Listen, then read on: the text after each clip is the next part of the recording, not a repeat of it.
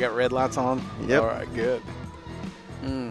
All right, buddy, we survived SEC Media Days. Oh, yeah. Day 4. Uh-huh. You know what Josh Heupel and I had in common, Shane? What's that? Showed up late as hell to day 4. I slept right through the alarm. Yeah. You got down here. I was stunned. Shane, That's right. right. You shot me a text with the old Pablo Escobar sitting at the swings. I mean, left you hanging all that, but I apologize for that. No, I came down here early, and I thought it was funny, because Saban gets here, the clouds part, the rain stops. Tennessee Vols get here, it's freaking downpour. I mean, it's perfect. So you barely hear Heupel talking, but no, it was a great event. Today was I think it started off with a bang. Yeah. To be honest with you, Brian came in here.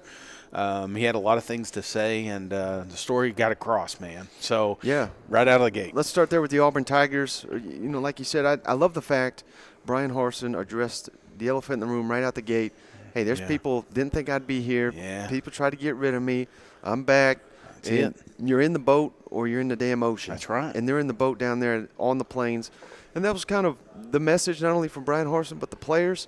And I feel like I think it's safe to say everybody in the SEC, us included, counting out the Tigers before the season even starts, they could be the surprise team of the SEC this fall. And it's it's funny because you see a lot of these players and you could tell they've been kind of coached up, but I didn't get that with Auburn. This was authentic, man. These guys, they know they're backed in the corner. They know that nobody has any faith in them. I mean, people are asking questions about the schedule. They're asking questions. They just trying to find some little clip that they can pin on Brian and no, they know this locker room is gelled, and that makes a team like Auburn scary. You know what I'm saying? Got nothing to lose. Right. You're gonna get the best Auburn team every time you face them. So maybe Auburn's gonna surprise somebody. It wouldn't blow my mind because every time you do count Auburn out, they win a national championship. Right. And that was something I've noticed all week, Shane. Any little slight, Kentucky gets pissed off. Yeah. Kirby's pissed off. People are rating Stetson Bennett low. Mm-hmm. On and on and on. Any little slight fires them up. Auburn's had months and months and months to get worked up over. Any chance we see all that motivation go into the fall? And again, I don't want to say easy schedule, but they have a ton of home games. Right. That crowd, when they get going on the plains, is one of the toughest places in the country to play. I mean, again, I think Auburn could be embarking on just at a left field type season. I don't know about the fans, because I still think there are some folks torn. Is Brian the future? But if the world is their oyster, man. If they can come out and shock the world, which isn't hard to do with this, opening schedule they have. I think 5 home games in a row, something like that. Yeah. I mean, if they come out 5-0, man, this fan base will rally behind the troops, and that's what I expect happening. So I don't know. Auburn, you hear like Kirby Smart the other day talking about, the next guy up and all this stuff, and they have to fabricate noise and motivation for these players. There's none of that shit in Auburn. No. They're motivated. They want to show everybody that they belong in the conversation as a West champ. Coach, the players have mentioned how bonded they are and how that's grown this offseason. What have you done outside the complex, off the field, to build that chemistry? Oh, we've done a few things. You guys saw the paintball event that we did. It was a good idea until it was the coaches versus the players.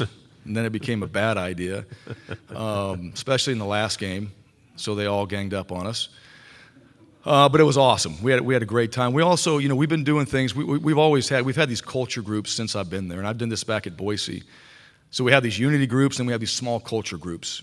All right, about 17 of them, and every coach has about 5 to 6 guys.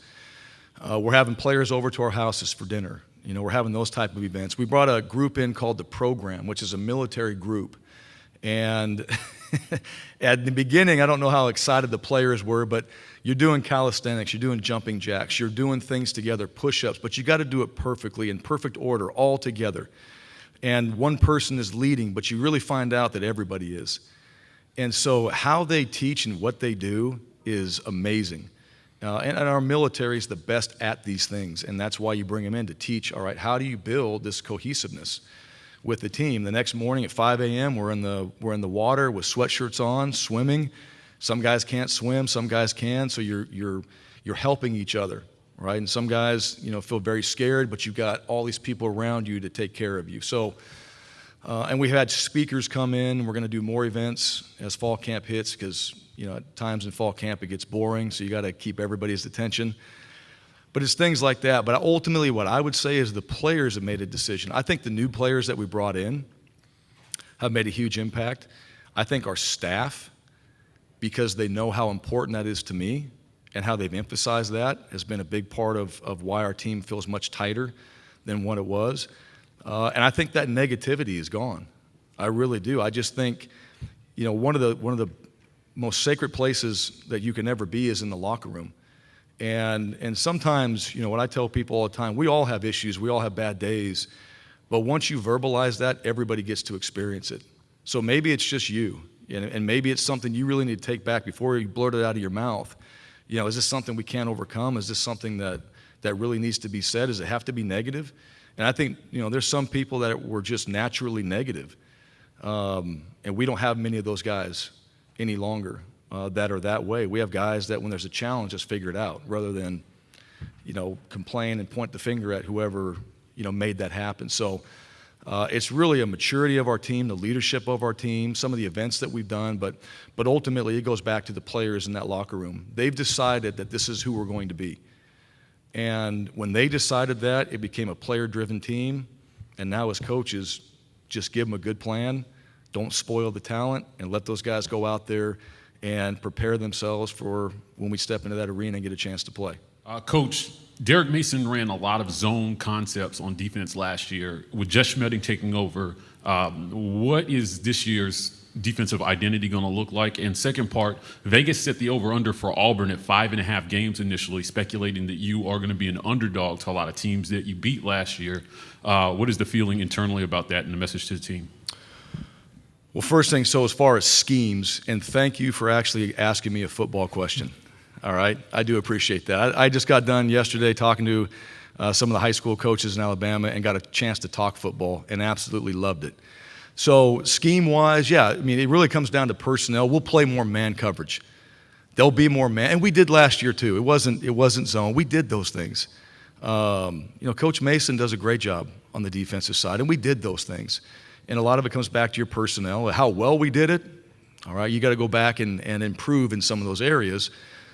But Coach Schmedding, whatever he has planned for our defense, it'll be a combination of all those things. And I know that. And like I said before, Coach Schmedding is a guy that I don't worry about Coach Schmedding. He cares more about what he's doing than I do. He is on it, and he will have that defense prepared and ready for what our personnel is and then what we have to do schematically to help us win that football game. Here's what I know, all right, as far as the records or whatever, all right? That doesn't come from our coaching, our peers. It doesn't come from the other coaches that we play. It doesn't come from the other teams that we play. And it comes from speculation, really from the media. And we don't play the media, all right? We don't. And so nobody's been in our walls and has seen what our guys are doing on a day-to-day basis. Nobody's been there at 6 a.m. watching those guys run decks on Friday morning. And so you have no idea. I do. I get to see them every day. I get a progress report on every one of our players every single day. I know where they are. And as far as I'm concerned, none of that matters. It doesn't matter. We're going to prepare ourselves to go play on Saturday. And we're going to try to be the best football team every Saturday when we step on the football field. That's what matters. Now, how you do that, that's what matters most to me. All right, how we do it from Sunday through Friday. And that's what our guys are learning. Sunday through Friday is really important for Saturday. And I've been in programs where Sunday through Friday are not that important, but Saturday is. And that's a mistake. So that's where our focus is at right now. I don't control what everybody says. And if someone said we're going to win every game, well, who? And does that mean we're going to? Absolutely not. So what we're going to do is we're going to continue to make progress. We're going to keep getting better. And the attitude and the mentality of this football team needs to stay what it is right now. Each and every day, whether we win or lose, all right, we got to have a certain way of handling that. And I think handling success is equally as important as handling failure. And so those are things that we're working on. It goes right back to the core of our program, the values and the things we're trying to teach these guys. And the byproduct is going to be winning football games. I'm doing good, Coach. Thank you. Yeah, good to see you. Yes, absolutely. Coach, what are some of the things you want to see from your starting quarterback? And are you a coach that doesn't mind playing a couple quarterbacks to be successful? Yeah. No, I have no problem playing a couple quarterbacks. We've done that in the past, and we've won championships doing that. So it's like any other position, right? One of the things I really believe about football is if you deserve to play, we're going to find you a role, and that can also include the quarterback. And so if you got another guy that deserves to play, there could be an opportunity for him, and it's different by every game, and it's different by plan, but there will be an opportunity for him. What do we look for? We look for toughness. All right, and I've said this a lot of years, and this goes back. I played the position, I studied the position, and spent a lot of time, 10 years just going through, all right, talking to all these quarterback coaches, gurus, people, studying, watching, and just diving into, all right, what is it about quarterbacks that I think makes them successful? And the number one thing is toughness, and that's physically and mentally. You're going to take a hit from a corner that nobody blocked, and you got to get up, and get up fast, all right, because everybody's watching you. Mentally, you get way too much credit and way too much blame. All right, you got to be a guy, so that's one, toughness, preparation. If you don't prepare and listen to every story of every quarterback that's been the most successful, all they talk about is preparation, preparation, preparation. If you don't prepare, you're not going to be elite. All right, decision making. Well, if you don't make great decisions, you're not going to be on the field. So you're out there making a decision for the entire football team, not just the offense, not just for you, not just on that play, but everybody in that program, you're making decisions every time that ball is in your hands. And then the last one is accuracy. And we spend a ton of time on just the footwork piece, on placing that ball. If you want that ball on the outside number on a 12-yard out, and you want it on his outside number in stride, not inside, perfectly thrown, that can happen. But it takes a lot of work to do that. Your feet, your arm strength, all right, your eyes, all right, everything mechanically has got to be dialed in order to make that throw. And you're dealing with all the factors in front of you. So, and then the last piece that comes with that is leadership. But you got to do the first four. You're not going to be a great leader at that position if you can't do the first four. So those are things that I've always had for our quarterbacks. Those are things that go back to Kellen Moore. And I remember the first day I put it up on the wall in my office, and Kellen Moore's looking at it, and he's kind of smirking. And I got it back from the sign shop. I didn't even see it, but preparation was spelled wrong. So I ended up ripping it off the wall. I was so mad. I was so proud of this that I came up with this, and I ended up ripping it off the wall, and they were kind of laughing. But then I put it back up there, and Brett Rippon the other day sent me a picture of Russell Wilson's, and a lot of them are the same. And so those are things that I believe for that position we have to be successful. Our guys know that. Quarterbacks, they're very aware of it, and those guys are, I think, displaying a lot of those things. The toughness, we're going to find out who that starter is. Eventually, we'll find out what that looks like when we go out there and play, but I think it's those qualities. Now, let's kick it over. We had an interview. Brian Stultz, auburnsports.com. This was a good one, entertaining one. I think Brian had himself a good time at the bar last night. What about you? That's right. We should have brought the camera over there last night, You got to remember, this was like first thing in the morning. The coffee was not kicking in yet. Brian Stultz, auburnsports.com, Auburn Rivals. Yes. Thank you so much for joining us. Absolutely, my pleasure. On Auburn Day. I don't know about you, but we're about damn exhausted, but it's great to have you I here. just got here yesterday, so Okay. I'm fine. I did maybe enjoy myself a little too much last night, but that certainly played a part, Yeah, so. Well, we were worried, day four, it's usually the lull. Everybody's thinking about leaving and stuff like that. We had Brian first up this morning. Parson was great. But, man, he kicked the front door in, didn't he? Yeah, he was taking no prisoners there. I mean, that was great to see. It's awesome to see him approach the controversy and taking positives out of it. Absolutely. And I think that, like he said, it's united the team. I think it's brought this team together. He said earlier that there's real leadership on this team, and I think the silver lining is right there. So it seems like that's been the theme of the offseason for him, Yeah. controlling the message, He's got his own podcast, mentioned by Sankey. Oh, yeah. Nice plug right there. Yeah, it was. But, I mean, he just comes right out, and it's basically like you're either in my corner or you're out. Yeah. And he's going to call you out if you're not in his corner. Well, he called Auburn out. I mean, he didn't come back from vacation when they asked. He was still in Mexico and enjoying his time. The administrators were like, would you like to come back? He's like, nope, enjoy my vacation. And, you know, he didn't do anything to, like, make him mad or anything. He just he did his thing, and they didn't find any reason to fire him. And I like the guy. He needs to pick it up in recruiting. Yeah. That is one thing where Auburn is just way behind. I think they're way behind in NIL as far as a university and as far as the boosters and stuff like that. But if they can get that together. But could you say it's fair that they're a little bit behind in recruiting, given the fact they tried to ounce the guy? Oh, I absolutely. mean, how can you recruit to that? You got to think that every coach at an SEC school is going to a kid and be like, he's not going to be there next year. Right. I mean, they tried to fire him after the first year. Right. And they came close to beat Bama, but that 5-game losing streak didn't help. But they came close to beating Alabama, and that's definitely negative recruiting. I wouldn't say negative. I would say, all the other SEC coaches were saying it. I mean, I was. My buddy made a good point the other day. He said negative recruiting is like making stuff up. Right. Yeah. This is true. They tried to oust him. Right. I mean, it's not like they're making something up here. I mean, this was national news for almost 3 weeks. And, I mean, for the longest time, I didn't think he was going to be there.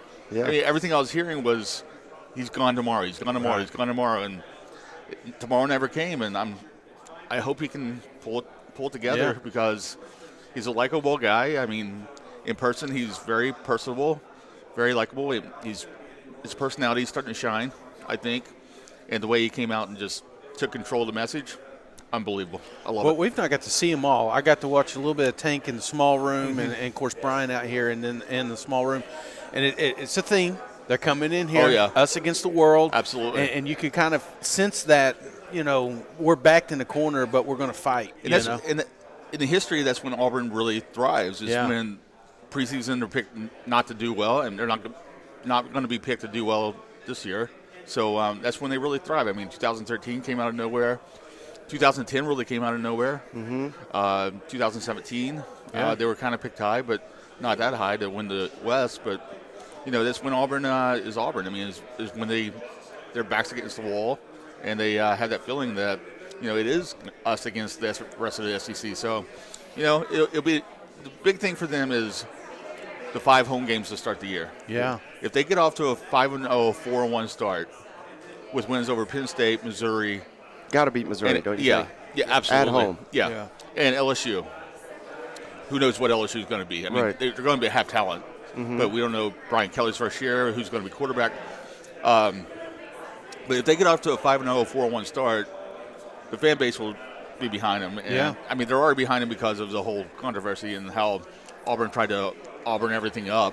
Right. And, that's let me key. ask you something. I'll put you on the spot here. Yeah. Because I've been hearing buzz, and we never really talked about that. We talked about it off air a lot, but we've heard from multiple people that old Eli Drinkowitz has got his eyes on that Auburn job. Really? Should have become open. And, of course, we just talked about it. They're coming down to the Plains this year. Yeah. I think he was an assistant there. Yeah, he years was on ago. the 2010 team. Right. He was an assistant under Malzahn, actually. So, I mean, that's going to be a personal game for him. I mean, these coaches want to win every game, obviously. Yeah. But, to prove that he can do the job and win Jordan Hare as an opposing coach, that's huge. Right. Yeah. And, I mean, Drinkwitz, I like them. I don't know him personally, but, it's Harson's job for right now. Yeah. And we'll see. The perception is, everyone we talk to, there's no one really on the hot seat in the SEC aside from Harsin. Yeah. Everybody's got Harsin on the hot seat. Is he really on the hot seat right now with all the support even? Absolutely, because there's still the powers that be in Auburn that still want him gone. Right. It's Auburn being Auburn. Yeah. It really is. I mean, I think you can say that Malzahn was on the hot seat for 6 years. I mean, Christ. He would be on the hot seat, then he'd beat Georgia or Alabama, and then he'd be off it for a year, then he would lose to them, and then he would be back on it. And it's just they can't get their crap together at the university. It's really sad to see, but it is what it is. Are we sleeping on Auburn at all? And the only reason I bring that up, we had Brandon Gall on yesterday, and he made a case for the Auburn Tigers. One of the things you've already mentioned is the scheduling. Mm-hmm. The second is they've got the best running back in the SEC. I agree. A tough offensive line, a tough defensive front. Those are the pieces needed to compete in the SEC. Do you see any other type of story where we're looking 6 games in saying, wait, maybe we should give Brian an extension? If the offensive line gels, Yeah. and they're all veterans, they're all coming back, and it's been the weakness the last 2, 3, 4 years of this team. If they gel, the sky's the limit for this team because they have playmakers. Yeah. Coy Moore coming from LSU. They have Shedrick Jackson back, who doesn't get a lot of credit, but can be a reliable receiver. Like you said, they have Tank. They have Jarquez. They have a plethora of tight ends. Yeah. Then they have Landon King, who moved to wide receiver, who's playing both tight end and wide receiver. Then you mentioned the defense. The defense is going to be the strength. Right. And early on, I think they're going to have to win some games for them. Yeah. But like you said, if that offense hits its stride and the defense is as good as it should be, Yeah. you're right. And Brian gets the quarterback the way we think he's going to be. He's the quarterback whisperer. That's what I wanted to ask you. Last time you were on the show, you said Zach Calzada. That clearly they're bringing him in to start. I agree. You still think that's the case? I think so. I think it's his job to lose. I think it's really down to him and Ashford because Ashford is more mobile than maybe Calzada is. Yeah, look great in the spring. Well, we haven't seen Calzada in Auburn yet because he's been injured. All these passing drills and stuff like that, but until he's under the fire. I think TJ Finley's a serviceable backup. Yeah. He played well while injured last year. Georgia State game, he came in and everyone thought he was going to be the Heisman winner. I was actually at a wedding that I actually took off that weekend. I was at a wedding for a friend in Montgomery. We were all watching it on phones and we're like, wait, what's the score? So, yeah, that game was interesting. And, Bo Nix is gone and apparently Patrick Nix in the coaches meeting was at the high school coaches meeting with Harsin. And Pat Nix stood up and said, Bo didn't leave because of this guy, pointing out Harsin. Yeah. And he kind of said it's Auburn fans, but yeah. So I wanted to get your thoughts on Zach Calzada from what you saw of him at A&M because I think he gets a bad rap. I know he made a couple mistakes, but my God, was he tough in the Auburn game? Yeah. I thought his season was done. Same thing with Alabama. They came in and got him in the knees. Oh, yeah. I was like, oh, God, he's done. He still stayed out there. He's tough as nails. He is a tough cookie. Yeah. I think he will have curse to be. on You here. can cuss on here.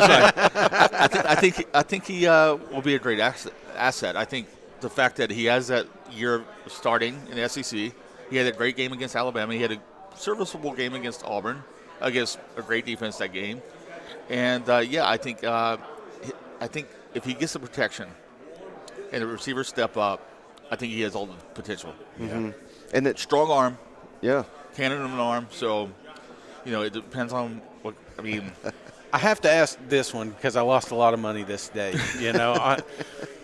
Take me back to the Mississippi State game. What did you do after that ball game? Because I wanted to cry. I think I did cry a little bit. Do you really want to know what I did? Yeah. I wrote my story at halftime. Oh, no. I left. I'm like, this is a blowout. I'm leaving.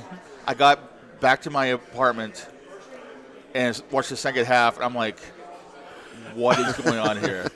I had my entire column written, and I'm like, oh well, delete, Control Alt, delete, and I had to delete everything. And is that Josh Heupel in there? He looks skinnier in person. Anyway, It's the jacket. yeah, but yeah, that game was unreal. And I texted Mike Leach afterward. I'm like, what did you guys do? Like, what just happened here? 40 unanswered points in Jordan Hare? That never happens. Never happens. It's insane. People forget. At that point, Brian Harsin was legitimately a candidate for SEC Coach of the Year. Absolutely. And then here we are a month later. It's like we didn't. They were 6-3. No one thought he was going to survive. No. It's just wild how quickly things can change. You know what? Last thing I got for you, Brian, that Penn State game, they've already announced nationally televised. There'll be so many eyes on it.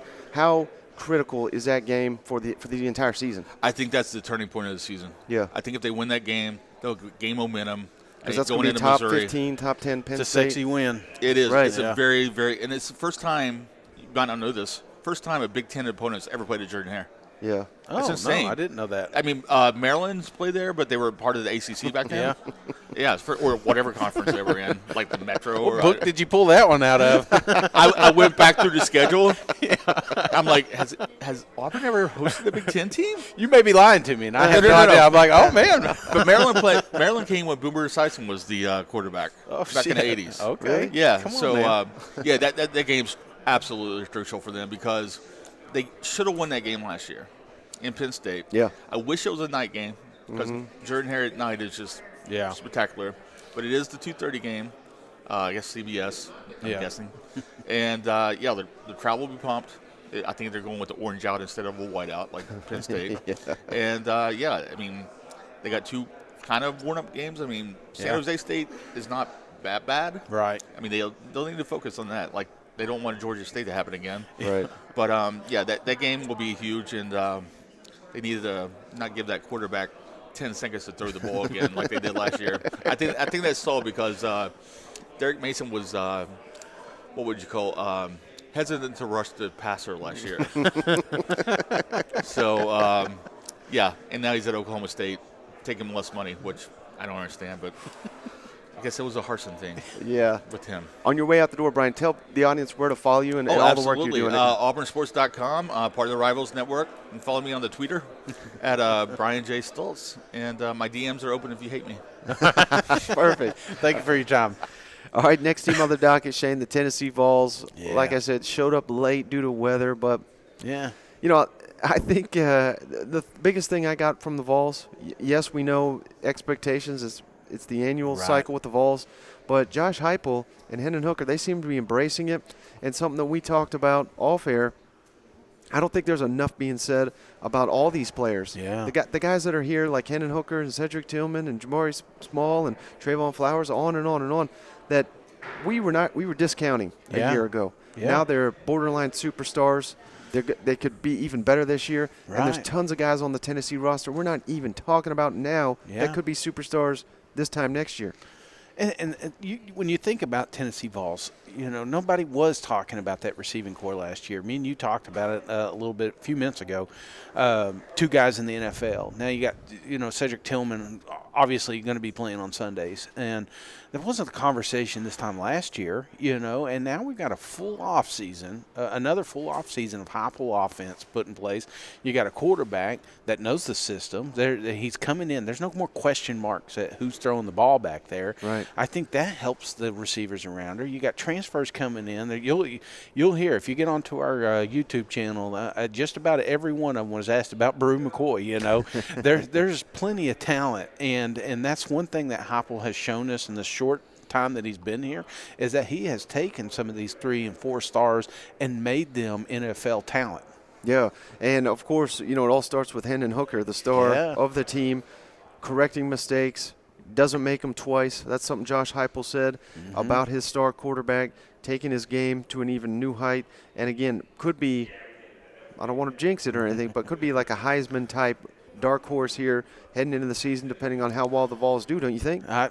Why not? Well, this is going to be an electric offense yet again. Everything you hear, it's going to be a faster tempo. It's going to be a better backfield. It's going to it's just all around going to be a better package on offense. That's the theme is how many returning stars that they do have coming back. We're not here we talk at the first about who's in the NFL, but let's not forget, they got a lot of talent coming back this season. So Tennessee Vols got a lot to be excited about. I'm excited. I try not to go too much fanboy here, seeing them walk around, but it's hard not because I'm also very optimistic about the Vols. Yeah, and last thing I got from highlight from Heupel, he's not a guy that he doesn't make a lot of bold comments and things of that nature, but I love the fact that that he gets asked about the expectations, and he wants that. He wants higher expectations. He don't want to be at a program that has low expectations. Yeah.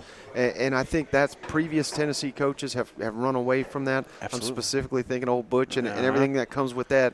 So, maybe this is the time Tennessee finally gets it right. Yeah, I think so. I think with everything, too, that's going on at the campus with the stadium remodels and the NIL, everybody knows about Nico and them. It's just the university, the boosters, they've all bought in to what Heupel's doing, and I think that's important too. There was rumors, that Heupel may leave somewhere, and of course we thought about it, but I think he's at his job, and he's going to make this, a top tier program. Yeah, you preach a lot about culture and accountability. What's changed from this culture from year 1 to 2 that has this team excited and you heading into year 2? Yeah, our sense of accountability at each point, each cross section of the off season, so dramatically different than where we were the year before, and dramatically different than even where we were when we finished the season. Leadership is so different each Wednesday during our off season before we got to spring ball. It was team day, it was leadership, it was communication. Not just from the leaders that you guys know their names, but from everybody inside of our program, from the young guys inside of our program. And because of that, how we practice during the course of spring ball was completely different. Much more ownership from within by our players. And championship seasons, great seasons happen because of the leadership and the work habits and the accountability factor from within the locker room. It doesn't happen because your coaching staff is different. It happens because of what's inside that locker room. And I love the growth that we've had and excited about, where we're at, but where we got to get to and how we're going to get there. You talked earlier about some of your top guys kind of being no names last season. Now they're on the watch list for a lot of awards. What has it been like, and how rewarding is it to see their hard work paying off, and not only you notice, but the nation does? It's the great thing, and it's one of the toughest things about college football, right? You don't have them on a long-term contract where you got them for a decade. They're out the door after 4 years, but it's a great thing too. So much opportunity, and for the guys that are here, look at their journey from where they were a year ago to where they are now, and excited about that. Really proud of them too, and it's a great thing. College football to me is such a unique sport and the greatest sport that we have. Just 18 to 22-year-olds going through that maturation process, learning how to become the person that they want to be and become the player too. And it's a great journey and one that I don't take for granted that I get a chance to be a part of, and excited about who's next, right? There's names that I maybe haven't talked about today or that you guys don't know. They're going to step up and have great seasons and play critical roles in our success. Several transfer players made a big impact for your team. You have a couple of guys in the secondary who have transferred in. What kind of impact do you feel like they will have on that particular secondary? Yeah, I think as a program, we're deeper than we were a year ago. Earlier today, you mentioned, we had 69 scholarship players as we embarked on, training camp a year ago, and most people last year were probably at 90, closer to 95 with sixth-year seniors, and we were thin. We are deeper. We're not as deep as we need to be, but we are deeper. The transfers that have come in, I think they're in a position, physically and mentally, when we start training camp to push and to compete for playing time, for jobs, and on defense, on special teams. I think there's greater depth, in particular on the defensive side of the football in our secondary, at the second level linebackers. And we have good competition that needs to take place on the first line with our defensive line too. And that's one of the places that we got to grow. We got to be able to affect the quarterback more on third and long situations, not with pressure, although we're going to need that at times too, but just with our front four and being able to win some of those one-on-one battles. The Clarion Ledger, Lane has made a bunch of jokes about having to sign mustard bottles and golf balls after last year's game. Just wondering if you've had a similar experience and just kind of reflecting on that game last year, just what stands out to you? Yeah, I didn't sign any mustard bottles or golf balls. Maybe wish I had a golf ball that night, you know what I mean? But I'm only kidding. All right, now let's kick it over to interview Jesse Simonton. Shane thought this was involved. Yeah, I gotta preface this thing, So Mike, we have so much going on. I could barely keep up with everything, and I thought this was going to be more vault oriented. So you're going to notice the first 3-4 questions. I even took a little dig at Florida there, and then you're going to notice I stopped asking questions because I realized real quick that this isn't just about Tennessee. So I swear I wasn't drinking. It's been a wild ride. Look at got the official. Love it. Yeah, so hey, we're pleased to be joined in person for the first time. Jesse Simonton on 3 Sports. You've been here covering the entire event. What's main takeaways after 4 days of covering? Obviously it's always a circus. You guys know. It's. I think even here in Atlanta, when the College Football Hall of Fame, it's kind of running around like chicken with your head cut off, because in Hoover at least everything's very structured and set up, but they kind of have radio rows on the third level here, and then you got to go down and around for some of the other interview stuff. But I think the most interesting thing as we kind of wrap up day 4 is just kind of the varied opinions on who's going to finish second in the East and West. Because to me, I think that's probably the most interesting. Alabama is going to be Alabama.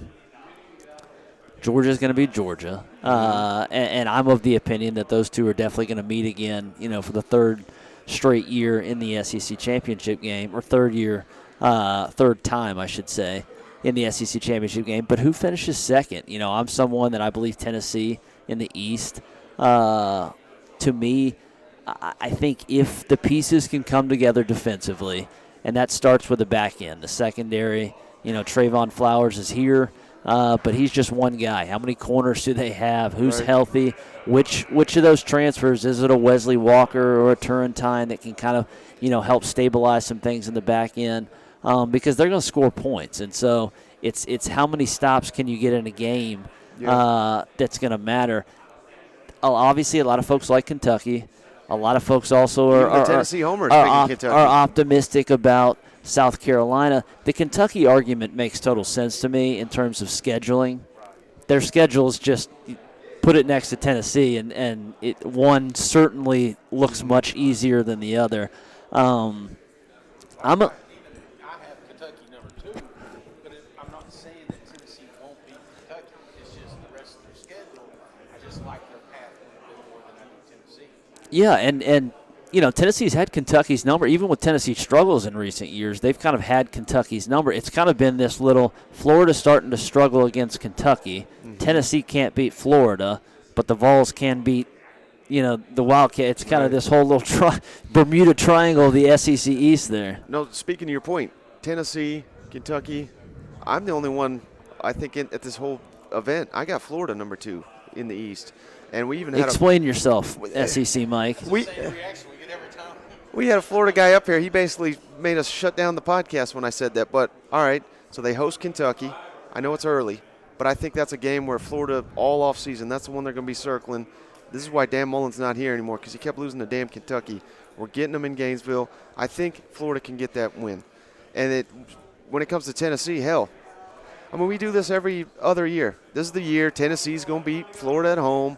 I think it's a mental block. I just do not think Tennessee can beat Florida for whatever reason, and I'm not picking that until I see it on the field, other than Juwan Jennings, can a duck pull a truck, and probably the biggest one of all, Anthony Richardson. I think he's going to explode this year.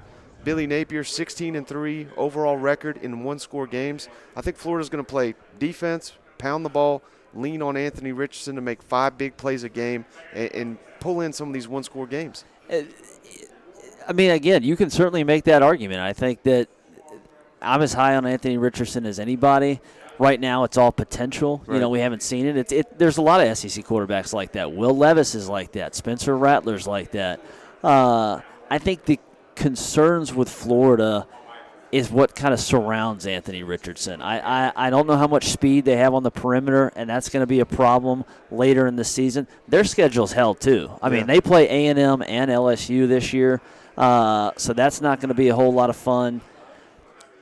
What happens if they don't start well? That's what I'm also interested in with Billy Napier, because they did bring him in to do the things that Dan Mullen could not, which is recruit elite talent. But there was also some cultural issues in Gainesville, and that's not a light switch. You don't just turn that off or turn it on. So if Florida starts 0-2, we know they have, Utah to start, Kentucky week 2, like you said. This could backfire on me early, no doubt. It could backfire on you. At the same time, if not win for Tennessee, if they can't beat Florida this year with a Gators team that's in transition, Napier's overhauling that roster, trying to bring in some fresh faces. I think that would be quite the demerit on a Josh Heupel year 2. Not to say that it's some sort of like end all be all, but you're saying you got to see it to believe it. That's why this seems to be the time. Yeah. We didn't bring him over here to talk about that damn team, So I want to get back to the Tennessee Volunteers. small room conversations, Tillman lit up when he started talking about running backs. I've seen the small video come. I don't know if that thing was sped up, but the footwork looks good. What is this backfield going to look like this year? Yeah, I think Tennessee's backfield is going to be solid. It's funny because everyone thinks with Heupel's offense, it's all about throwing the ball and the temp. But what really makes that engine churn is the fact that you're just constantly handing the ball up the middle, and then you just fire down the seams. And so, Jabari's a guy, I saw him as a recruit, when I was at VolQuest, and he's a guy, he's not the fastest, he's not the biggest, but he's cut and go. And that's perfect for this inside zone scheme where it's RPO heavy, boom, hand it off immediately, or Hooker's, gonna crank it deep. And again, with the amount of tempo and plays that Tennessee runs, that run game's always going to be effective.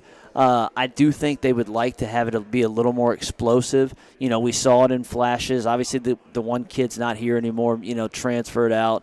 But he's going to have some help, and whether that's a Jalen Wright, who does have some, he's got the burn that Jabari doesn't have. So that's going to be important. And Tennessee's going to rotate backs. They're going to put in multiple guys back there, but I think Jabari certainly is kind of RB1 for them heading into the fall. Whenever people talk Tennessee, they always circle that Florida game, and now Kentucky, and then the dream season. We're talking Alabama and Georgia. Maybe they could beat one of those. But is everybody overlooking? Now you have them catch them one, right? You haven't beaten Georgia, right? No. That was someone else. Okay. I got South Carolina beating Georgia. But That's right. I knew it was somebody. Oh, yeah. But are Tennessee fans overlooking Pitt? Because I talked to a lot of people on this show. Yes, they are. Gambling experts saying Pitt's the underdog at home. He's putting all his money on Pitt. I have analytics people on. They basically say it's a toss-up game. Could that game dictate the season for Tennessee? Oh, so I don't know if it could. Yeah, I mean, I guess it depends on how into the weeds in terms of dictating the season. It certainly could dictate the month of September. I think you lose that game, it changes the tenor of the Florida game, in my opinion, because the hype won't be as big. The excitement in terms of recruiting, and Neyland's always going to be loud and boisterous, but if you go in there 3-0 and hosting the Gators, it would be a lot different than if you stumbled at Pitt, especially when Tennessee folks thought they should have beat them last year. Right. But I think I think people are like, oh, Kenny Pickett's not there, Jordan Addison's gone, so it's not. Narduzzi returns almost all of his defensive linemen, almost all of his offensive linemen. They have, he's a guy that is just kind of. He may not be a whole lot of fun to talk to, but he gets the most out of his football players, and that team's it's gonna be a competitive game. Tennessee cannot just walk up to Pittsburgh and think that they're gonna leave the Steel City, And they brought in a transfer quarterback that's pretty touted too, I think. Yeah, they brought in Kevin Slovis. He's again, that's the crazy triangle where. He left Southern Cal, and Daniels, all these guys lose their job, and now Lincoln Riley's. College football's wild right now. I want to talk to you about the stadium. Obviously, I was happy to see the balls go back up. You've got two sets of them now, but I've not been inside the stadium. Have you got a chance to look around and see what Neyland's going to look like next year? I have not been in Neyland in a minute, so no, I have not been in Neyland in a minute. Are you buying the South Carolina hype? I wanted to ask you, but because again, I had another guy on, analytics guy. I told him my upset pick. He's like, "Yeah, we got the Gamecocks 9% chance of beating Georgia." So I feel like walking that back right away. But do you think South Carolina can take that next step?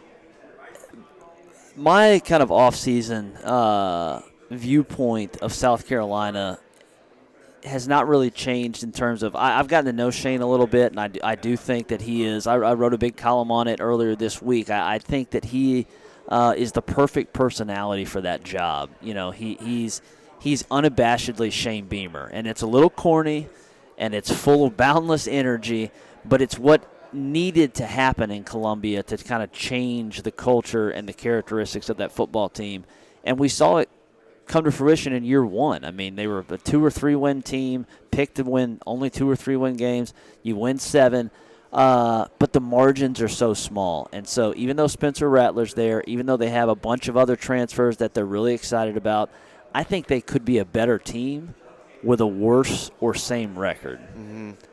because, again, schedule's hell. Right. And last season, there was kind of a twofer there. They won a couple close games. Vandy could have gone either way. Troy really could have gone either way. ECU.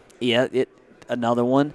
And then they kind of caught some teams that folded a little bit. Florida being one of those. Auburn being the other. And then when you look at the margins against Georgia, A&M, and Clemson, not pretty. So I do think maybe those margins shrink a little bit, but maybe you lose one of those 50-50 games, and suddenly it's the same 7-6 deal or a 6-6 season, but they're not 13th in every single offensive category like they were a year ago. Yeah. Now, I know you had a little fun with my SEC quarterback rankings a little while back. That was a good one. I loved it. Hey, that's our top show of the month right now. It's going well. You got to talk quarterbacks. Exactly. So I had Stetson, number 10 in the SEC. Thoughts on that? You got a lot more respect for him than that? I guess my question for your quarterback rankings, which I'd love to have you explain, is it all projection? Is it, how did you come to your list in terms of, because I agree with you that if we polled every coach in the SEC, Mark Stoops is not going to trade Will Levis for Stetson Bennett. Napier's not going to trade Richardson for Stetson Bennett. And go on down. And you probably would get pretty close to 10th. But then I look at and I say, this is a kid that outdueled the Heisman Trophy winner in the national championship game. Georgia's offense last season has been, I think, just routinely overlooked because of how historic the defense was. Lead the SEC in yards per play. They're top 10 in explosiveness, long explosive plays, passing efficiency, all that. And so I don't know if he's like the most undervalued player, like Kirby Smart said yesterday. But I do think he is, Bennett is, the mailman's overlooked a little bit. And I would have him much closer towards that top 5 than I would have him kind of in the back of the pack of the conference. Again, I understand the NFL traits with Rattler and the rest of these guys, which is why, everybody can come from different perspectives with these lists. So is that kind of how you approached it? Yeah, it's basically projection, where these guys are going to rank by the end of the year. And like the perfect example you use, would Stoops trade Levis for Stetson? Not now, but at the end of the season. So I'm kind of projecting out how they're going to perform as well. And I don't know. I look at it, Stetson. I mean, it seems to me they asked him to win 2 football games, and one was horrible performance, and the other, you're right, he did beat Bryce Young, but Bryce Young was down. I hate that excuse. I don't want to really talk about players getting hurt because Georgia had guys hurt too. But and Bryce threw a pick 6 and they lost the football game. So he did win them that game. But if he's asked to do that 5 times this year, I don't know. I think Georgia's going to lose a game or 2 in that scenario. It's certainly possible. I do think Georgia's offense is actually going to be even better, and I think that's what we keep hearing. and I think that the irony is, and this would be a credit in your favor, or a chit in your favor, is that I think it could be better regardless who plays quarterback, whether Vandergrift's back there, whether Carson Beck's back there, or whether it is Stetson Bennett. And that's because I just think a year ago, everyone's thought Mechie and Williams that Alabama – Georgia's receivers were hurt all season. That's why Brock Bowers became the best tight end in the country. Kyrus Jackson was hurt. Dominique Blaylock's hurt. Pickens didn't play up until the final 2 games of the year. Blaylock's healthy. That's a former 5-star who's going to be, a great slot addition. You got A.D. Mitchell back, Ladd McConkey, and then the tight end room is just, it's absurd. I'm not sure we've ever seen one like it in college football in terms of having Bowers, Eric Gilbert, who's a 5-star. I've seen him up close many times. Darnell Washington. And then, let's just add another 4-star in Oscar Delp. It's just it's crazy how loaded Todd Hartley's built that room. Where do you rank Arkansas and A&M? Are they on close to equal footing? And, of course, now we got A&M's arguably the best player. He's not even making it here, right? Because he got in trouble. No, he is. Yeah, he's. You get charged with some serious stuff. I don't think they bring you to SEC media days. So that to me, it's like the SEC West the details. Yeah, you know what I mean? For sure, and for sure, I think there's It's going to be an interesting year for Texas A&M because, they have so much hype coming off that historic recruiting class. But then, you got to put it together. And Jimbo hasn't quite put it together. Let me throw a stat at you. I don't know how much you put into stuff like this, but my buddy Dave Bartu, CFB Matrix. Love analytics. Dave, I don't know Dave, but I follow his work. He grades stuff. All these guys. He said take out first-year coaches. Last year, Jimbo Fisher had the worst coaching grade at the Power 5 level. And he's got a roster that should be winning 10 and 11 football games. And I understand quarterbacks get hurt, tough schedule, SEC West, a break he's definitely here, he's underwhelmed for sure. He's not getting it done, and I don't understand why we keep giving him the benefit of the doubt. Even though I know players matter more than anything, they got a loaded roster. I get it, but I got to put Arkansas over A&M. So I think that you, much like the East, you can make a case for 14. For me, I think you can make a case for 4 teams to finish second in the West. I think folks are sleeping on LSU. Yeah. I think Brian Kelly, I don't know where he ranks in that coaching metrics deal. I think he's right at the top. But I think he's one of the best. Again, he may not be fun to talk to like Narduzzi, but he knows how to coach a football team. Their issue, my concern with LSU, I've kind of written about them being kind of the sleeper team in the SEC this fall. It's just their roster lives in extremes. They probably have 3 or 4 guys that are going to be first round, let's say top 50 picks in next year's NFL draft on this roster, but there's no depth behind them. So if any guy gets hurt, they're likely to crater. And obviously they have a very difficult schedule that, start with Florida State and then go on down. Arkansas, I like the Razorbacks. I think they're going to have the best running game, in the country. I wonder if folks have started to sort of figure out Barry Odom's 3-2-6. You can only kind of sit back in that shell so much. You can only play that red zone roulette, so much. Which is why I did think it was interesting that Bumper Pool and Jalen Catalon earlier this week at SEC Media Days talked about the need to be more aggressive, the need to create more havoc. And they're getting more man-to-man corners. You bring in Breeny from Georgia, McGlothern from LSU. I think, I do think Arkansas probably lost that trade with LSU. You bring in Landon Jackson and McGlothern, but then you lose Brooks and Joe. But I think you can make a case again. Arkansas, A&M, LSU, and then there's certainly folks here, I'm not one of them, but there's folks here that believe that Ole Miss isn't going to miss a beat and will finish second again just like they did a year ago. Yeah, that's the last thing I wanted to ask you. Yeah, I want to talk underdog real quick. Go for it. You kind of mentioned it there. Is there a team that we missed? Like, you've got a team in the back of your mind right now that 100%. I got one right here. I don't know if Mississippi State is going to catch somebody this year. And I mean a somebody. They host Georgia, Alabama. They host Georgia, they play Alabama. But watch them beat. I think the A&M game is somewhere in early October. I forget exactly where it lies on the schedule. A&M, if A&M's a top 10, top 15 team, no, everyone's going to just pencil that one. Oh, they're Mississippi State. They'll beat the Bulldogs. Yeah. They're going to catch somebody because they return a ton of production, veteran offensive line, defensive line. They do have to replace, the big tackle there that they lost, but they like the Percy Jones kid that they brought in from JUCO. And again, this is a big season for Mike Leach. We're talking about the if not win, for Tennessee and beating Florida. Kind of a similar deal for Leach in Starkville because if he doesn't put it together with Will Rogers and kind of this collection of veteran talent, it's hard to see him ever kind of getting over the hump with the Bulldogs. But I do think that I don't know where they're going to finish, in terms of the SEC West standings. But I think they're going to be competitive on a weekly basis, and I do think that they are going to legitimately upset a top, 10, 15 team on their schedule this fall. Last thing I got for you, you hit on Ole Miss and Lane Kiffin. Thoughts on him?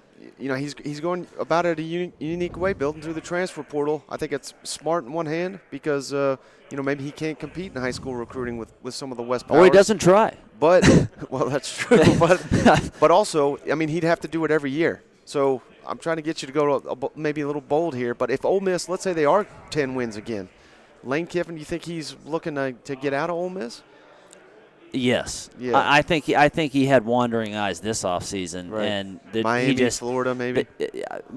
Both of those jobs for certain. I think that he even would not have turned down Oregon, had they come calling. I think certainly if the Harsin thing had completely unraveled and Auburn was open, I don't think Lane is super long for Oxford.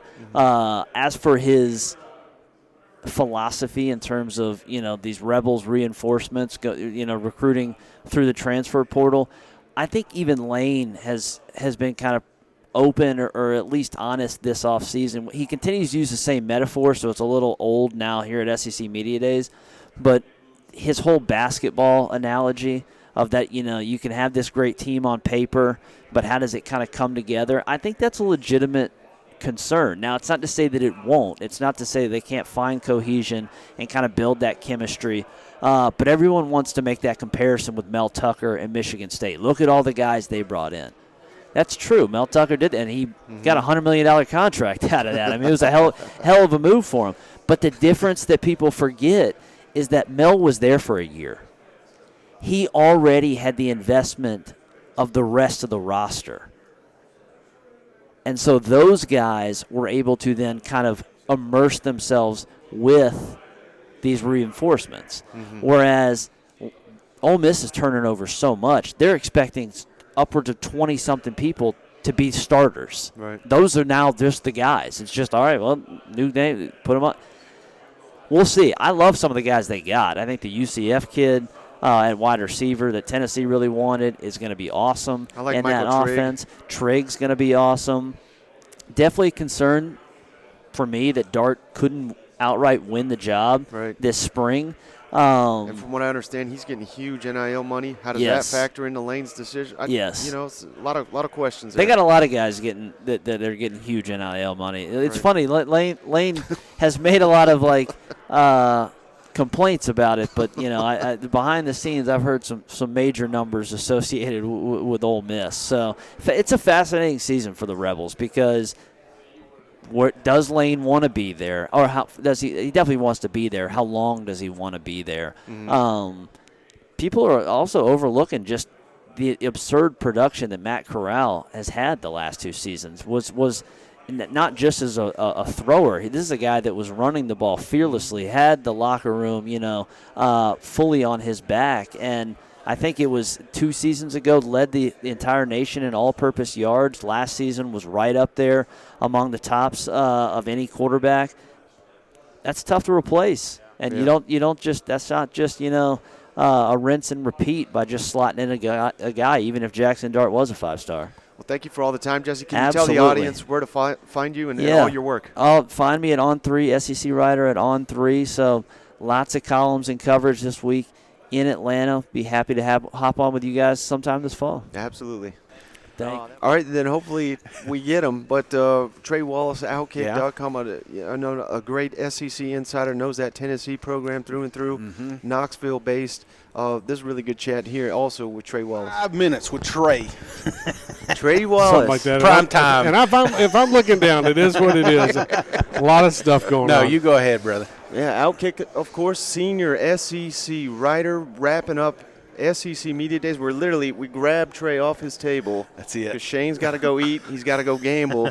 Everybody's is in a mad dash to get out of here. But it's one of those things, man, where everything just kind of comes to the end. We just met with Josh Heupel upstairs to kind of wrap it up because he was late this morning. Yep. Bad weather in Knoxville, so he was late getting in, so he didn't get to do the local media gaggle that every coach does. And right. So just coming out of that, just posted an article. Brew McCoy not eligible yet. Yeah, that's interesting, isn't it? I've been told he will be eligible, but they're waiting on the NCAA. Okay. Does that potentially compound now that they didn't get what was his name, Jalen Robinson, that went to Ole Miss? I mean, I don't know if that because here's the thing. I honestly think that he ends up getting eligible. I think if you guys remember, it was Aubrey Solomon. Yeah. It was Aubrey Solomon. They had to wait on the NCAA, then they finally. And as somebody mentioned it to me, we got time. Yeah. We got time. We got a month. Why is this always? It's always an issue at Tennessee, though. Cade Mays, I remember being an issue. Well, you got to think Brian about it. Young. Though. When did he come in? He came in the summer. Yeah. So you passed the first hurdle with the SEC. Right. You got to deal with the NCAA. NCAA is a tougher pill to swallow than the SEC. So speaking of, what about the can transfer twice rule being potentially? Yeah, that's getting a little crazy. And I think about it a lot. Like, okay, well, how many times are these kids going to be able to transfer? And I don't think it. If you don't fit somewhere and you're not playing, I understand you want to go play. Football is very different. I mean, there's only like if you're the 2 deep, you're good. Yeah. You're the 3 deep, okay, you're not. That's not a good spot to be in. But I think when you look at it right now, like the transfer windows, I mean, that would just batshit crazy. Excuse my language, but you start right after there in December, like December 5th. You're rolling through the middle of January, and then you come back and you're rolling from the beginning of May to the middle of May. And it's like, can you imagine what the portal would look like after spring practice? Yeah. It's just a lot that they're doing, and I'm interested to see if it actually works. Yeah. Now I'm trying to get a hot take out of you, Trey. Is this the year Tennessee beats Florida again? Yeah. Yeah, you think so? Yeah, I think this year they beat Florida. Now, I can't wait to watch Anthony Richardson play consistently. Right. That's what I'm excited about. Because it's hard to get a good look at Anthony Richardson last year when he's coming in sporadically. Or when he's coming in playing a game, then he's not playing a game. So you don't get to look at him for 3 straight games, 4 straight games. So right now I look at the quarterback situation. I think Hendon Hooker right now is better than Anthony Richardson. Could that change 3 weeks into the season? Absolutely. But I don't think we have a firm grasp on Anthony Richardson yet. And I think he's talented. I love the kid. I think he's going to be good. I think he has I think Billy Napier and them can do good things with him. I just want to see Florida put that together. Yeah. And I know Tennessee hasn't beaten Florida in a while and all that good jazz and however many years, 17 out of 18, and I get that part. But these are new kids. These kids. This ain't your papaw's balls. You know what I'm saying? Well, here's the thing. They're going to hear about the streaks, or they're going to hear about, hey, we haven't beaten them. These kids don't care. No. Yeah, most of them are 0-1, and that's it. They don't pay attention. Well, that's one of the questions that they asked Hooker, and he was like talking about him coming up here with Heupel, and he's like, well, yeah, we just want to win games. Right. There was no building up the tradition again. Well, they also asked him about the Alabama rivalry. What the hell's Hendon Hooker know about the Alabama rivalry? He was at Virginia Tech. Right. Exactly. He didn't know anything about the third Saturday in October. Just want to win games, man. Right. It's all about what they hear when they're at the school, or what they see on social media, or what fans say to them. Yeah. So no hesitation when I ask you about Florida. What about at LSU, Georgia, Alabama? What are the odds Tennessee has a winning record against those 3? I mean, the biggest game of the season for me is Pittsburgh. I said this last year. Sneaky. I said this last year. I remember being on the radio, and I said the biggest game for Tennessee is Pittsburgh, second game of the year, because you drop that game at Pitt. You're starting to second guess yourself when you have a pushover game coming in, and then the Gators come to town. Yeah. So you're starting the season 1-1. I'm going to give them a win over Ball State. So you're starting the season 1-1. You're like, okay, that's a game they should have won. Tennessee, Kenny Pickett was good, okay, but Tennessee gave them a lot of that game last year. Right. Not taking anything away from Pitt because they were a good football team. But I think overall, when you look at it now, Tennessee should go to Pitt and win. And I think that. I know who they have at quarterback at Pitt. Slovis, I know he's good from USC. But I look at it overall and I think, okay, get past that game.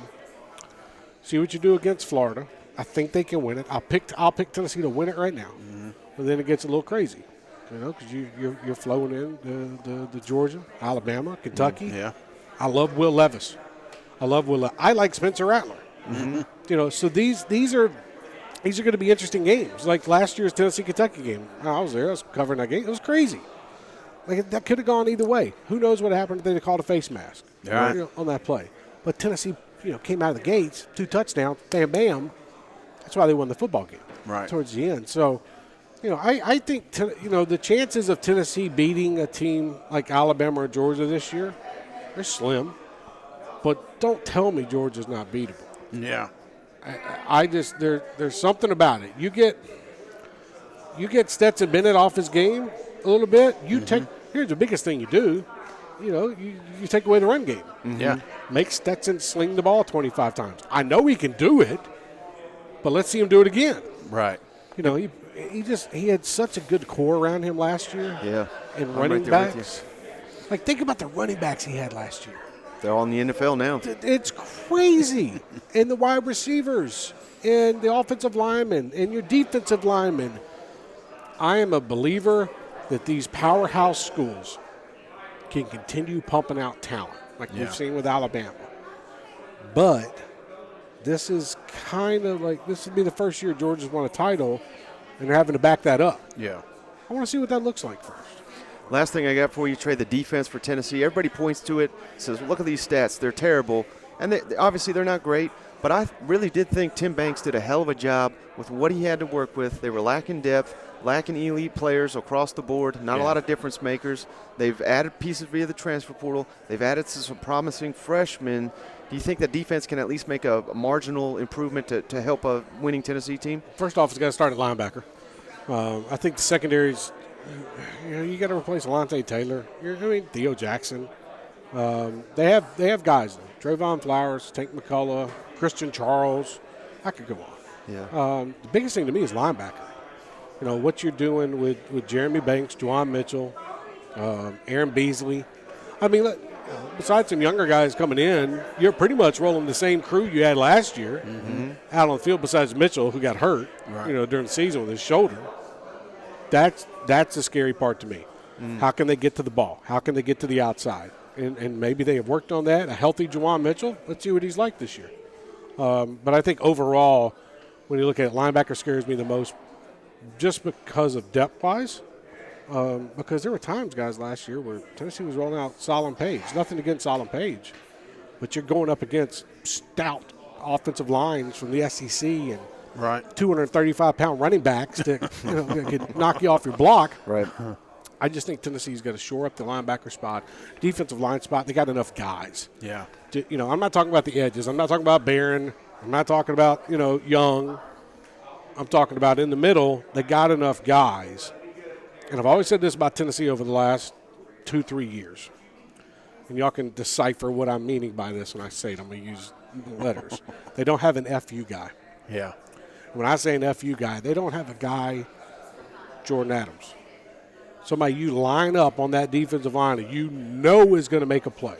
I'm not talking about coming off the edges. Edges are different. But to me, that's what Tennessee's been lacking, is that monster that you know is going to go make the play on 3rd and 2 or 3rd and 3. Yeah, a disruptor. Yeah, so if they can figure that out, Tim Banks' defense, they'll be okay. But if they have the same problems they had last year where they were rotating guys in and you can't find a guy besides what they're doing on the edge, that's where the problem might lie. Last one I got for you, optimism. All right, if we have a perfect season, Hooker stays healthy, everything goes the right way for the Vols, the defensive backs come together better than we thought. What is the ceiling for this team? I think 9-3 is a good record for Tennessee. I think that LSU game is going to be interesting. I hope it's at night because it'd be great to cover. But the LSU game is interesting because LSU could be sneaky good. Yeah. Then you got Alabama and you've got Georgia, and then you got Florida. Right. So to me, pick your one out of those 4 you're going to win. You're going to go on the road in Baton Rouge and win, or are you going to win at Florida? At home against Florida. Because I think Tennessee will end up with 3 losses next year. And it could be more, too. Because let's be honest, what if Kentucky comes out? I'm talking about one. Oh, okay. Maybe 8-4. Okay. Because what if Spencer Rattler comes out and slinging the ball around and the guy's got some? We just don't know. What if Will Levis has upped his game from last year? Yeah. And he takes advantage of a Tennessee defense. The biggest thing to me is Tennessee's going to have to score. Yeah. 35, 41 points a game. Yeah. To keep up with so many teams. And can they do it? We saw them last year do it. Yeah. We did. We saw them take Alabama to the 4th quarter last year. It wasn't anything Tennessee wasn't doing. So I just think, looking at Tennessee's schedule, I've said 9-3, 8-4 would be kind of my low part because Tennessee and Josh Heupel can't take the step back this year. No. Continue going forward. Tell our audience where they can follow you, Trey, on your way out the door. Yeah, absolutely. Follow me at outkick.com. You can follow me on Twitter at Trey Wallace _. Lots of coverage. Who knows where we will be every Saturday this fall? We'll be in Knoxville, Athens, Austin, Texas, back here in Atlanta to open the season. So we're just rolling along here, guys, and I appreciate you having me on. Absolutely. Thank you, Trey. That was awesome. All right, last but not least, Shane, Texas A&M. So much hype, so much anticipation. But it was basically, I don't know about you. I mean, there are comments here to highlight, but basically dodged a lot of dodged the Saban talk, dodged the. I mean, hell, star player just got arrested. Yeah. We can't even. We're still researching that one. Like, I feel like I know more about it than Jimbo does. You know. Remember Muhammad Ali when he was in the corner and he was dancing and stuff. That was Jimbo up there on stage. I mean, they came out swinging. They wanted to know about NIL. They wanted to know about Saban. I'm sure Nice came out a few times in some of these smaller rooms, but he dodged them all. Yeah. And as much as Jimbo likes to talk, because he even talked about how fast he talks, he did a pretty good job keeping the media off of him. Yeah, but, in all seriousness, at the end of the day, nothing that gets said out here is going to matter in the fall. I think that's the thing that drove me nuts, is even if we got answers on those questions, that's not going to change the real story here. The real story is this the year Texas A&M is going to make some damn noise in the SEC? Right. No more excuses, no more bullshit. Right. This is I've went on. In fact, as soon as I put that ballot in there, are you going to reveal your ballot yet? Yeah. We'll do that at the end.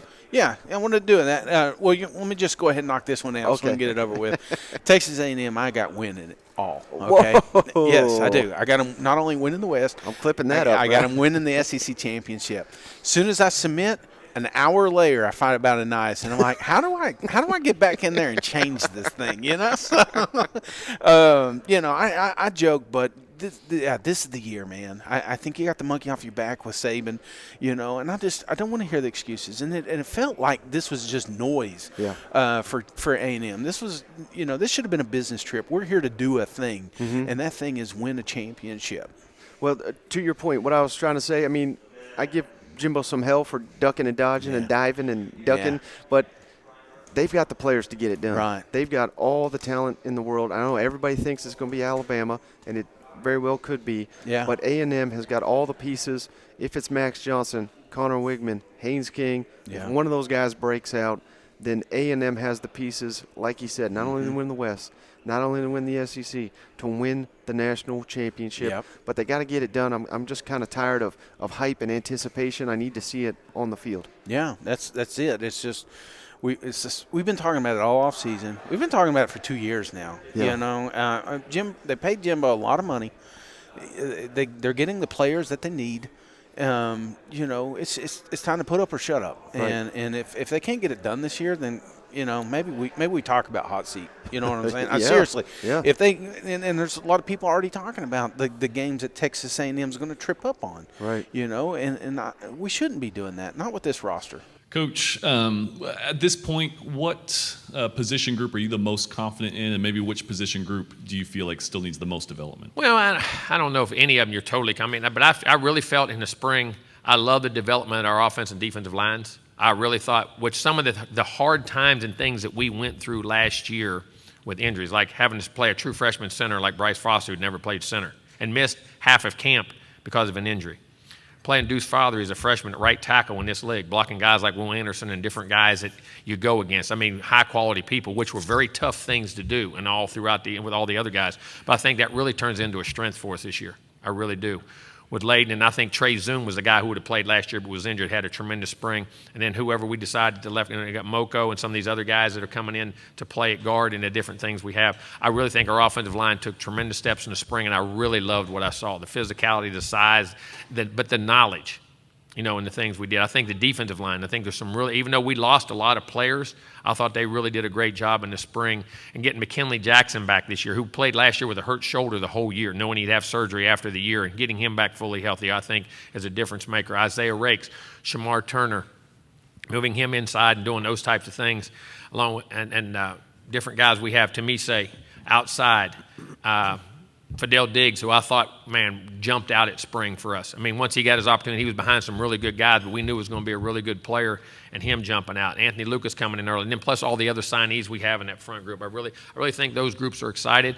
I think we took some strides at receiver. I think we have to, our passing game, we have to throw the ball better on offense. And I think that was accumulation of young linemen with, starting a new quarterback, and we got injured, Zach having to go in and, getting situated for a couple games, and all of a sudden he took off. And then young receiver, we had some receivers hurt, and what we had to do. So I think getting that part back in, we have to have some tight end develop. Max Wright is a very good tight end coming back. Blake Smith, those guys, but then we have to develop some of those young guys. I'm very excited there. But there's some really talented guys. Evan Stewart really come out and jumped out at us as a true freshman in camp that really, I think, brought some depth. And Moose Muhammad really made some gains last year. So I'm anxious to see how that part of it goes. But, I think all of them need development and more we go. But some of those young secondary guys, getting both corners, there's Miles Jones and Brian George, and having to play all those freshmen. Tyreek Chappelle started all year as a freshman. Jalen Jones, and his ability to be moved around and getting Brandon Gilbert. I mean, those guys back in there, some of those young freshmen. I'm anxious to see where they go to. There's a lot. This team's got me really excited, and there's so many quarterback battles.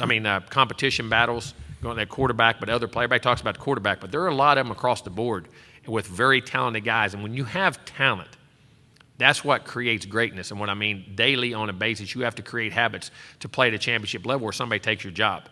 And this is one of the times I think we've got it across the board as much as we've had. Now, with some young guys in there, but it's exciting to have. Let's talk about your quarterback room, I guess, in the addition of Max.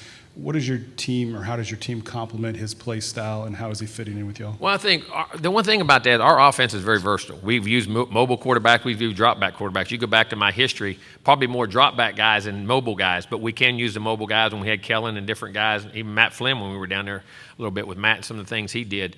But I think Max is a dynamic player. You're talking about a guy now, we talk about quarterback, he threw for 2,800 yards, threw 27 touchdowns and had 6 picks.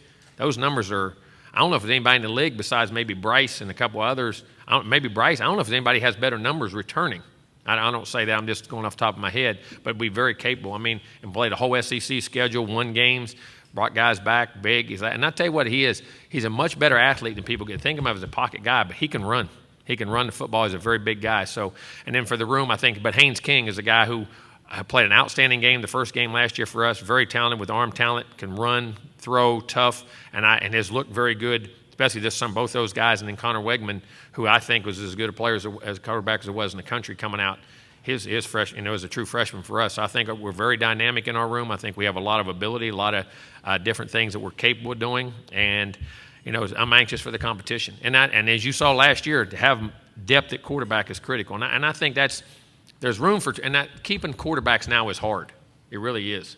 But I'll say this, it's where you walk out of the game getting ready for the NFL, not where you're at, trying to hurry up and get there. And I think that's very critical in guys' development. Hopefully they can see that. But open competition, we'll see who wins, and we'll see what happens. But I tell you what, I feel very blessed to have those 3 guys. Left side, front row. Hey, Coach Jacques Doucet, WAFB in Baton Rouge, Louisiana. Hopefully some levity for you. I saw one of your former quarterbacks, Marcus Randall, the other day. Oh, he's awesome. Marcus doing a great job. I told him he's smarter than being a coach, but he's a real good coach. I told him he shouldn't go into coaching, but no, he does a heck of a job. Marcus is a great guy. You talked about your offensive line. One person I saw was Layden Robinson. Yes. What do you like from him? What do you expect out of him this season? The maturity, the confidence, the leadership, and then as a player, such a physical, tough guy who loves the game and is a total team guy. Everything, the epitome of what you want as a leader and what you do as a team guy, but then a guy who loves everything that goes with football along with playing football. I think he's going to set to have a great year, be a great leader for us. Some levity for you. I saw one of your former quarterbacks, Marcus Randall, the other day. Oh, he's awesome. Marcus doing a great job. I told him he's smarter than being a coach, but he's a real good coach. I told him he shouldn't go into coaching, but no, he does a heck of a job. Marcus is a great guy. He said that the real Nick Saban Jimbo battles were on the practice field. What happened the other day, that was rated G compared to back then. Oh, we used to battle. Listen, I'm going to say this. I have tremendous respect for Nick. There's no problem with Nick. You got 2 competitive guys, and unfortunately, like you say, you got out in public and different things. We stood up, and it's over with. I have no problem with that. But we're at practice field. We were great competitors, and he was a great defensive coach, and we were establishing offensively, and we used to have tremendous battles. And we both had tremendous players on both sides of the ball. But it was his team. And I was just the offensive coordinator. But, it was fun. And, a lot of great respect. The newness. One thing that seems new about college football is you have more quarterbacks transferring within the conference and competing for starting jobs immediately, including Max Johnson coming from LSU, but also Zach Calzada transferring to Auburn. What can you say about the way Zach performed when he stepped into the starting role last year, and what is Auburn getting? Zach's a tremendous young man, very talented young man, has tremendous arm talent. very competitive, very tough. As you saw, there was 2 games in the Alabama game, for instance, where he, got his knee banged up. He comes back in, leads us on a 2-minute drive. Auburn game, he actually popped his shoulder back in place and finished that game. You're talking about a guy who has great character, great toughness, great ability to throw the football down the field, and I think just as he progresses, he's going to be a great player. And you hate to lose him, but those decisions in today's world are different. But respect him very much and have tremendous. I love Zach. I think as a person, very smart, very intelligent, great human being, and I think Auburn's got a very good football player. Unfortunately, I got to go against him. But no, I wish him nothing but the best of luck. He's a high character, quality young man. All right, Shane. So wrapping up here from SEC Media Days, day 4, the complete event. The Tennessee homer. Oh, you got to get back to work? No, I'm going to the casino. That's right. Mike said, what are you going to do after this? I said, well, for starters, I'm going to turn my phone off. My screen time's like at 16 hours or something like that. I'm bug-eyed, and I'm just tired of looking at YouTube and Twitter. So I'm probably going to disconnect a little bit, maybe soak up some of this event, when we get back together. Yeah. But I'm also going to do a shit ton of gambling there at the casino. So I'm looking forward to that. And my wife came down here with us, and, she's been hoarded up in the room and everything, and so I said, honey, I promise when this is done, we'll go do something. Yeah. All right, so I've already touched on this, done a whole recap. Yeah. My ballot: Georgia winning the East, Alabama winning the West, of course. I got Florida 2 in the East, Tennessee 3, South Carolina 4, Kentucky 5, Missouri 6, Vanderbilt 7. Who did you vote in your media poll in the East? In the East, I've got Georgia, clear cut, number 1. Number 2, Kentucky. We've talked about that all week. And I feel more confident about that the longer this week has gone. Can you make it a lock of the week for me? Yeah, a lot of Tennessee fans hoping I do. Yeah, because I got Tennessee right behind them. Okay, number 3, and again, this is that East. This is something we've talked about. That the first 3 I think are really, really close, and it could go either way. But this one may surprise you. So after Tennessee, I've got South Carolina. So, so we got them in the same spot, number 4. Yeah, I kind of, but again, I was lower on South Carolina coming into this week, and then I bought into the hype reel and everything. I'm liking what Beamer's doing over there. We got to talk to some of the players, and I'm in. It's an intriguing team, and it may catch a few people off guard. So I got South Carolina a little bit higher. Doesn't mean I hate Florida. It's just I think that again, this could go either way. So I got Florida right behind them, and then, of course, Missouri, then Vanderbilt. Your boy, okay. Yeah. And out of the West, again, I got Alabama, Arkansas, number 2, A&M, number 3, Mississippi State, 4, LSU, 5, Ole Miss, 6, Auburn, 7. What's your West ballot? West, going to go Bama, of course. This is a revenge tour. Scary. I'm sorry. Shit. A&M. Cut that out. See, nice has got me sideways, Mike. All right. No, I am worried about that's the immediate. When I heard that news, I wanted to switch Bama immediately. Right. You know what I'm saying? But I'm going to Texas A&M. I've got to think that Jimbo gets it right. So let's go Texas A&M, Alabama, Arkansas. And I'm going to tell you, that Arkansas, Mississippi State, really, really close. Yeah. Those can go either way. I think we've made plenty of we talked about it all week about how good Arkansas could be. But Mississippi State could be too, and I really like them. But after Mississippi State, I'm going to go who do I got? LSU, Ole Miss, and Auburn. Followed up by Auburn. Yeah. Okay.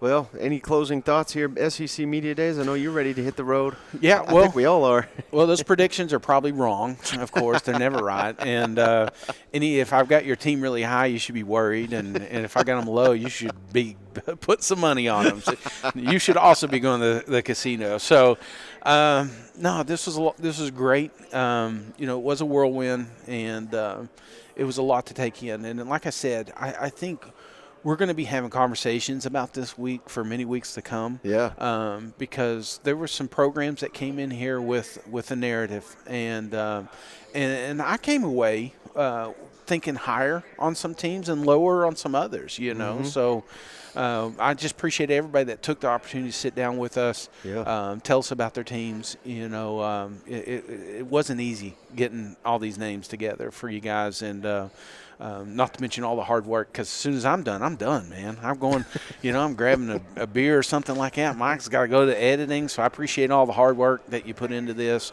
And I'm looking forward to a hell of a football season, man. This was a kickoff. Yeah. This is a college football kickoff, in my opinion, and it won't be a couple more weeks from here. We'll be talking about Vandy and Hawaii, you know? Yeah, no doubt. And that's the last thing I wanted to add, Shane. Cannot thank you enough. I was uncertain how you were going to handle this, whether you were going to show up every day, whether you were just going to let me ask every question. But we got people up here. We had Rusty Manziel. He had to bring his daughter up here to meet Cousin Shane. Yeah. Drinkowitz loved Cousin Shane. Everybody we brought up here, whether you added to the conversation or not, they loved you, and they want to be best friends with you. Yeah. You knocked it out of the park, and I can't not give a shout out to the Flying Hawaiian. Flew all the way out from Hawaii to help us with this event. He's getting fired up. He's Atlanta College Football Hall of Fame. All these coaches, I'm ready for it. What's my assignment? Your ass is sitting in the hotel room uploading videos, making clips, and he's doing it better than I've ever done it. He's knocked it out of the park. He was just a tremendous, tremendous help. He was wired up, man. You know, and it was so funny because we went out a couple evenings, and we're sitting there at dinner, and me and Mike aren't saying a damn word. Because I'm always a firm believer, you got so many words that you can use each day, and it's like we were way past our quota, you know. So we just sat there just looking at each other like idiots. And then my wife and my brother just kept going back and forth. And John's like, he looked at me, I was like, no, keep going. I just like listening, you know. So I was just fried, man. So, no, it was great. I love the event. And, you know, this is – you know, we're going to be back. Yeah. SEC champion. I mean, the season goes by so quick, it feels like, once it gets going. You know, so I'm looking forward to getting back down here for an SEC championship. So it's going to be a hell of a year, Mike. No doubt.